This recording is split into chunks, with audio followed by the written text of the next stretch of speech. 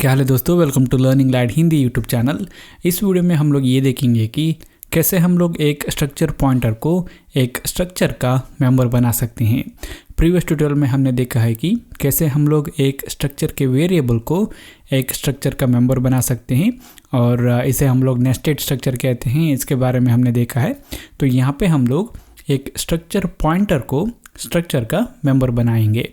अगर हम लोग यहाँ पे इस प्रोग्राम की बात करते हैं तो मैंने यहाँ पे इंक्लूड किया है stdio.h हेडर फाइल को, ताकि हम लोग printf scanf जैसे फंक्शन को यूज़ कर सके हमारे प्रोग्राम में। और उसके बाद यहाँ पे हमारा मेन फंक्शन है जो हमारे इस प्रोग्राम का एंट्री पॉइंट है हमारे नज़रिया से।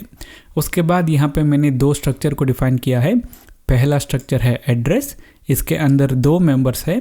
पहला मेंबर एक कैरेक्टर अर्रे है और दूसरा मेंबर इंटीजर टाइप का है। यहाँ पे हम लोग हाउस नेम और पिन कोड को स्टोर कर रहे हैं एड्रेस के लिए। इस प्रोग्राम में एग्जाम्पल देने के लिए ये काफ़ी है। उसके बाद मैंने एक और स्ट्रक्चर को क्रिएट किया है और उसका नाम है पर्सन। और इस स्ट्रक्चर के अंदर अभी दो मेंबर्स है, एक कैरेक्टर अर्रे है नाम स्टोर करने के लिए और दूसरा इंटीजर टाइप का मेंबर है और उसके अंदर हम लोग एज वैल्यू स्टोर करेंगे। तो सी प्रोग्रामिंग लैंग्वेज में एक स्ट्रक्चर पॉइंटर को एक स्ट्रक्चर के मेंबर बना सकते हैं। मतलब है कि यहाँ पे हमारे प्रोग्राम में हमारा जो प्रोग्रामिंग लॉजिक है उसके हिसाब से स्ट्रक्चर के अंदर एक स्ट्रक्चर पॉइंटर को मेंबर बना सकते हैं। फॉर एग्जांपल यहाँ पे मैं इस पर्सन स्ट्रक्चर के अंदर ये जो एड्रेस स्ट्रक्चर जो है इसका एक पॉइंटर डिक्लेयर करूँगा। तो उसके लिए मुझे लिखना होगा स्ट्रक्ट, उसके बाद स्ट्रक्चर का नाम जो है एड्रेस और यहाँ पे मैं कहूँगा माई एड्रेस ptr। और क्योंकि ये एक पॉइंटर होगा तो हम लोग यहाँ पे स्टार यूज़ करेंगे। यहाँ पे इस एड्रेस स्ट्रक्चर के एक पॉइंटर को मैं इस पर्सन स्ट्रक्चर के अंदर डिक्लेयर कर रहा हूँ। यहाँ पे इस स्ट्रक्चर पर्सन के अंदर एक स्ट्रक्चर पॉइंटर मेंबर है। तो अभी हम लोग ये देखेंगे कि कैसे हम लोग यहाँ पे अगर एक स्ट्रक्चर के अंदर एक स्ट्रक्चर का पॉइंटर है तो उसको यूज़ करके मेंबर को कैसे एक्सेस कर सकते हैं। तो पहले मैं यहाँ पे इस पर्सन स्ट्रक्चर को यूज़ करके एक वेरिएबल बनाऊँगा। तो मुझे लिखना होगा स्ट्रक्ट पर्सन अनिल। अभी यहाँ पे अगर मुझे अनिल स्ट्रक्चर वेरिएबल को यूज़ करके एज एक्सेस करना है तो मैं लिख सकता हूँ अनिल डॉट एज और इस डॉट ऑपरेटर को हम लोग स्ट्रक्चर मेंबर ऑपरेटर कहते हैं। तो यहाँ पे उसी तरह अगर मुझे इस माई एड्रेस पॉइंटर जो है उसे एक्सेस करना है तो यहाँ पे ये माई एड्रेस पॉइंटर इस स्ट्रक्चर पर्सन का एक मेंबर है। तो यहाँ पे मैं डॉट ऑपरेटर या फिर स्ट्रक्चर मेंबर ऑपरेटर को यूज़ कर सकता हूँ। उसके बाद मुझे मेंबर का नाम लिखना है और वो है माई एड्रेस पॉइंटर, माई एड्रेस ptr। अभी यहाँ पे ये एक स्ट्रक्चर पॉइंटर है, मतलब है कि ये किसी और स्ट्रक्चर वेरिएबल के मेमोरी एड्रेस को कंटेन करेगा। तो हम लोग इस पॉइंटर को यूज़ करके अगर उस स्ट्रक्चर का मेमोरी एड्रेस जो ये कंटेन कर रहा है उसके मेंबर को एक्सेस करना चाहते हैं तो हम लोग कैसे करें। स्ट्रक्चर पॉइंटर के बारे में जो ट्यूटोरियल है उसमें मैंने आपको बताया था कि एक स्ट्रक्चर पॉइंटर को यूज़ करके एक स्ट्रक्चर वेरिएबल के मेंबर को एक्सेस करने के लिए हम लोग एरो ऑपरेटर या फिर स्ट्रक्चर पॉइंटर ऑपरेटर को यूज़ कर सकते हैं। तो यहाँ पे ये माई एड्रेस ptr जो है ये एक स्ट्रक्चर पॉइंटर है। तो हम लोग यहाँ पे एरो ऑपरेटर को यूज़ करके जो मेंबर हमें चाहिए उसे एक्सेस कर सकते हैं। फॉर एग्जांपल पिन कोड, या फिर अगर हमें यहाँ पे इस एड्रेस स्ट्रक्चर के अंदर हाउस नेम है, अगर हमें हाउस नेम चाहिए तो हम लोग यहाँ पे स्पेसिफाई कर सकते हैं हाउस नेम h नेम। तो यहाँ पे अगर आप लोग देखेंगे ये अनिल जो है ये स्ट्रक्चर वेरिएबल है। तो इसके मेंबर को एक्सेस करने के लिए हम लोग यूज़ करेंगे डॉट ऑपरेटर। तो अनिल के मेंबर है ये माई एड्रेस ptr, तो हमने यूज़ किया डॉट ऑपरेटर। उसके बाद ये माई एड्रेस ptr जो है ये एक स्ट्रक्चर पॉइंटर है। तो इसको यूज़ करके जो स्ट्रक्चर वेरिएबल पे ये पॉइंट करता है उसके मेंबर को एक्सेस करने के लिए हम लोग यूज़ करेंगे एरो ऑपरेटर। तो अभी यहाँ पे मैं क्या करूँगा, मैं इस अनिल स्ट्रक्चर वेरिएबल को इनिशियलाइज़ करूँगा डिफ़ॉल्ट वैल्यू के साथ। यहाँ पे जब हम लोग डिफ़ॉल्ट वैल्यू की बात करते हैं तो नेम जो है ये कैरेक्टर टाइप का है जिसके अंदर हम लोग स्ट्रिंग वैल्यू स्टोर करना चाहते हैं। तो यहाँ पे नल वैल्यू मतलब है कि स्ट्रिंग वैल्यू के अंदर कोई लेटर नहीं है उसे स्टोर करेगा। उसके बाद इस एज के अंदर 0 स्टोर करेगा ऐसा डिफ़ॉल्ट वैल्यू। क्योंकि इंटीजर टाइप का है, और यहाँ पे क्योंकि ये माई एड्रेस ptr एक पॉइंटर है, इसके अंदर भी नल वैल्यू स्टोर किया जाएगा। ठीक है, तो अभी हम लोग इस स्ट्रक्चर को यूज़ करके जो डेटा है उसको प्रिंट करेंगे। तो यहाँ पे मैं यूज़ करूँगा printf फंक्शन को। तो पहले हम लोग डिस्प्ले करेंगे पर्सन के नेम को, उसके बाद एज को, उसके बाद हम लोग यहाँ पे इस माई एड्रेस ptr को यूज़ करके जो एड्रेस स्ट्रक्चर वेरिएबल होगा उसके हाउस नेम और पिन कोड को डिस्प्ले करेंगे।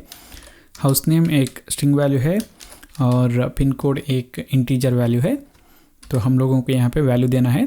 तो हम लोग डिस्प्ले करना चाहते हैं अनिल डॉट नेम, उसके बाद अनिल डॉट एज, उसके बाद Anil dot my address pointer, arrow operator, उसके बाद हाउस नेम, उसके बाद Anil dot my address pointer, arrow operator और पिन कोड।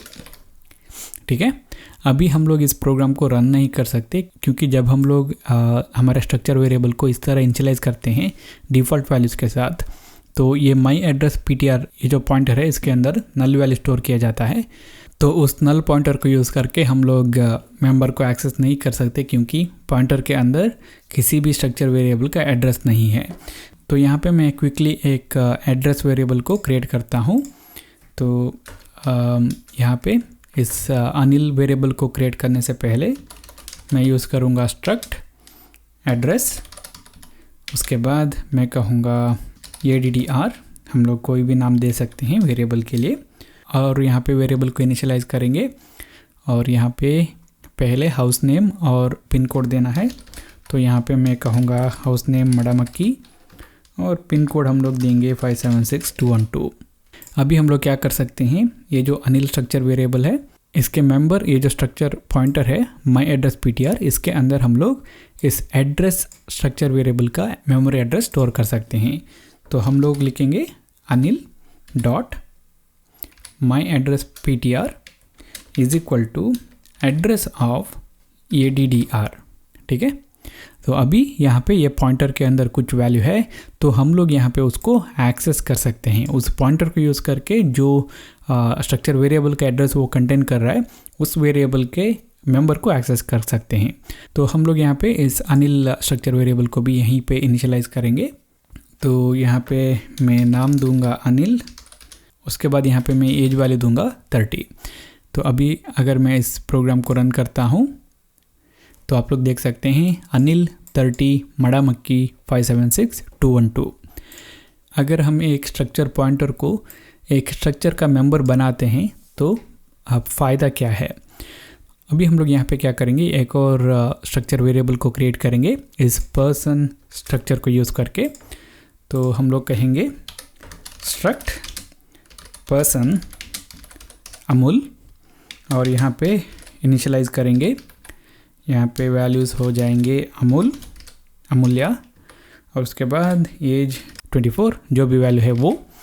और यहाँ पे हम लोग इस स्ट्रक्चर पॉइंटर जो है उसके लिए वैल्यू नहीं दे रहे हैं, और जब हम लोग वो वैल्यू नहीं देते हैं इनिशियलाइज करते वक्त तो वो डिफ़ॉल्ट वैल्यू लेता है जो होगा नल वैल्यू या जो भी नल वैल्यू इक्विवेलेंट है वो वैल्यू पॉइंटर के लिए। तो उसके बाद अभी यहाँ पे हमारा प्रोग्राम कुछ इस तरह है कि अनिल और अमूल्या दोनों भाई बहन हैं और दोनों का एड्रेस सेम है। तो हम लोग यहाँ पे क्या कर सकते हैं, ये जो एड्रेस डिटेल हमने स्टोर किया है addr स्ट्रक्चर वेरिएबल के अंदर, उस वैल्यू को इन दो वेरिएबल के साथ शेयर कर सकते हैं। तो यहाँ पे क्या हो जाएगा, अनिल का एड्रेस भी सेम हो जाएगा, अमूल्या का एड्रेस भी सेम हो जाएगा, दोनों भाई बहन का एड्रेस सेम है। तो यहाँ पे दोनों के लिए हम लोग ये जो एड्रेस वेरिएबल है इसका यूज़ कर सकते हैं। तो यहाँ पे हम लोग लिखेंगे Amul dot my address pointer is equal to ampersand addr। ठीक है, और उसके बाद हम लोग अमूल्य के जो डिटेल है उसको भी डिस्प्ले करेंगे। तो यहाँ पे मैं printf फंक्शन को कॉपी करके पेस्ट करता हूँ। यहाँ पे हम लोग अनिल की जगह अमूल वेरिएबल को यूज़ करेंगे। और इसे रन करने से पहले मैं यहाँ पे एक न्यू लाइन इंसर्ट करता हूँ ताकि सब कुछ सेपरेट लाइन में डिस्प्ले हो जाए। सेव करके रन करता हूँ। अगर आप लोग यहाँ पे देखेंगे तो अनिल 30 मडामक्की 576212। उसके बाद अमूल्या 24 मडामक्की 576212। तो यहाँ पे हम लोग क्या कर रहे हैं, ये जो एड्रेस है इसको हम लोग दो स्ट्रक्चर वेरिएबल के साथ शेयर कर रहे हैं। अनिल और अमूल्या दोनों का एड्रेस सेम है। अगर इनका एड्रेस चेंज हो जाता है तो हमें बस यहाँ पे ये जो एड्रेस वेरिएबल है इसको चेंज करना है। फॉर एग्ज़ाम्पल मैं यहाँ पे इसको उडुपी बना सकता हूँ और अगर जो भी पिन वैल्यू है वो भी दे सकता हूँ। फॉर एग्ज़ाम्पल 111 जो भी वैल्यू। अभी अगर हम लोग इसको सेव करके रन करते हैं, सिर्फ एड्रेस वेरिएबल के वैल्यू हम लोग चेंज कर रहे हैं, रन करते हैं, अभी दोनों का एड्रेस यहाँ पे चेंज हो गया है। तो हम लोग यहाँ पे हमारे प्रोग्राम में जो इन्फॉर्मेशन है उसको रीयूज़ कर रहे हैं। अभी अगर यहाँ पे किसी का एड्रेस चेंज हो जाता है, फॉर एग्ज़ाम्पल अनिल कहीं और जाता है, उसका एड्रेस चेंज हो जाता है, तो उसके लिए हम लोग क्या करेंगे, एक और स्ट्रक्चर वेरिएबल को, एक और एड्रेस को क्रिएट करेंगे। तो struct address new address is equal to, और उसके बाद यहाँ पे इनिशियलाइज करेंगे, फॉर एग्ज़ाम्पल कुंदापुर, और यहाँ पे वैल्यू देंगे हम लोग 576000 जो भी पिन कोड है वो। और अगर अनिल का एड्रेस चेंज हो जाता है तो हम लोग यहाँ पे चेंज कर सकते हैं। फॉर एग्ज़ाम्पल यहाँ पे हम लोग ये जो न्यू एड्रेस है उसे अनिल के लिए दे सकते हैं। तो यहाँ पे हो जाएगा न्यू एड्रेस। अभी अगर मैं इस प्रोग्राम को सेव करके रन करता हूँ तो आप लोग देख सकते हैं अनिल का एड्रेस चेंज है और अमूल्या का एड्रेस अभी चेंज है।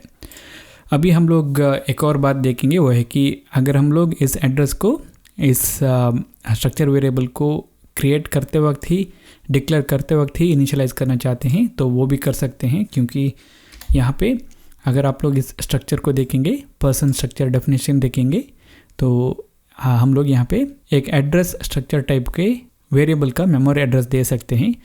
तो यहाँ पे मैं अनिल को एड्रेस दूंगा न्यू एड्रेस।